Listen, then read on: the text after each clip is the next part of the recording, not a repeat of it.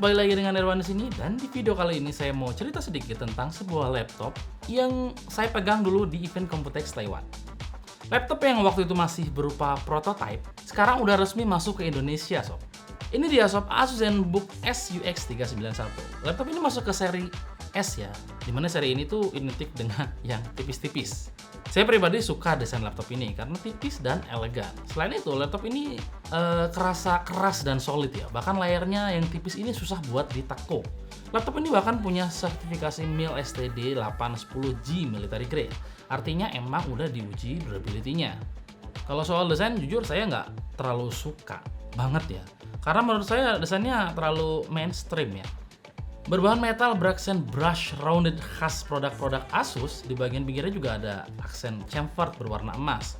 Bikin si laptop ini kelihatan mewah banget ya, sob. Saya nggak suka desain laptop ini karena material metalnya tuh fingerprint magnet banget ya. Lihat nih, sidik jari saya bertebaran kayak kenangan mantan. Saya ngerasa 30% waktu yang saya habisin sama laptop ini saya pakai buat lap bekas sidik jari yang bertaburan. Mulai dari bodi bahkan sampai layar. Bagian yang jadi daya tarik laptop ini adalah sistem lid-nya yang mereka sebut sebagai ergolift. Jadi sistem ergolift ini bikin si laptop saat dibuka, bagian bawahnya akan sedikit terangkat. Laptop ini menjadikan bagian bawah layar sebagai tumpuan. Sistem kayak gini ngasih beberapa keuntungan, sob. Keuntungan pertama adalah typing position. Dengan sistem ini, posisi mengetik kita akan lebih enak dibandingkan posisi konvensional yang datar. Keuntungan kedua adalah laptop ini akan punya lebih banyak space untuk pendingin. Jadi bagian bawah yang terangkat akan dijadikan sebagai inhale, sedangkan bagian atas akan jadi exhale. Keuntungan ketiga adalah suara di laptop ini akan jadi lebih nyaring dan punya efek 3D surround. Suara yang keluar dari laptop ini kencang, sob, sumpah. Suara kencang itu dihasilin sama 2 buah speaker di bagian bawah ini. Untuk suara, beberapa laptop Asus yang saya coba selalu bagus di sektor ini.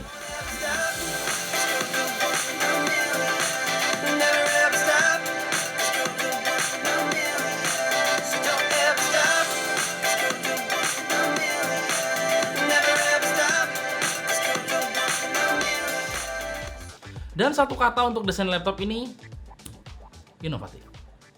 Layar varian yang masuk ke Indonesia ini hanya beresolusi Full HD ya, dan tanpa touchscreen, berbeda dengan di luar yang layarnya sampai 4K dan mendukung touchscreen. Kualitas layar juga impresif menurut saya. Resolusinya memang nggak setajam MacBook Pro atau bahkan Dell XPS, tapi tetap tajam dan presisi warnanya. Warna yang dihasilkan kelihatan vivid dan natural, sob. Buat kamu yang butuh layar laptop dengan akurasi warna yang tinggi, laptop ini kayaknya cocok buat sobat. Karena dia punya range warna yang luas. Untuk bagian layar, saya suka banget malah. Di bagian atas layar, kita akan menemukan sebuah kamera beresolusi, berapa ya? Saya nggak nemu informasi berapa resolusi kamera di laptop ini. Yang pasti, kualitas foto dan video dari kamera ini nggak bisa dibilang bagus ya, tapi udah cukup kalau cuma buat Skype-an. Keyboard di laptop ini juga menurut saya cukup oke ya. Secara pribadi, saya yang setiap hari selalu menggunakan keyboard mekanik, pakai keyboard di laptop ini memang sedikit kurang nyaman ya. Tapi untuk sebuah laptop yang punya desain yang sangat tipis, ini udah oke menurut saya. Keystroke-nya kerasa tactile dan nyaman.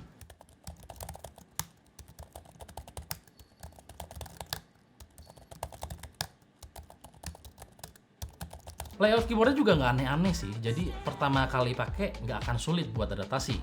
Keyboard di laptop ini punya LED backlit dengan 3 tingkat kecerahan. Satu keluhan saya sama laptop Asus adalah peletakan tombol powernya yang suka bikin keder. Keder itu bingung ya. Udah nggak kehitung berapa kali saya salah pencet. Niat hati pingin mencet backspace, malah matiin laptop. Kan asem. Trackpadnya sendiri ukurannya nggak terlalu besar ya, dan kerasa enak. Lebih enak dari laptop saya sebelumnya, si UX 410. Ukuran trackpad yang nggak terlalu besar menurut saya sedikit menguntungkan karena mengurangi resiko salah sentuh waktu ngetik. Di trackpad ini juga kita bisa temukan sebuah sensor sidik jari untuk keamanan. Saya nggak ngerti deh kenapa Asus naruh si fingerprint di sini. Buat orang yang butuh space lebar untuk pakai trackpadnya, jelas ini akan sedikit mengganggu karena pasti akan sering nggak sengaja kesentuh. Tapi secara pribadi saya nggak ada komplain sih untuk keyboard sama trackpadnya. Sekarang kita bahas sektor performa. Laptop ini diperkuat dengan Intel i7 generasi ke-8 yang punya core sampai 4 biji. RAM di laptop ini juga sudah cukup besar, yaitu 16 GB.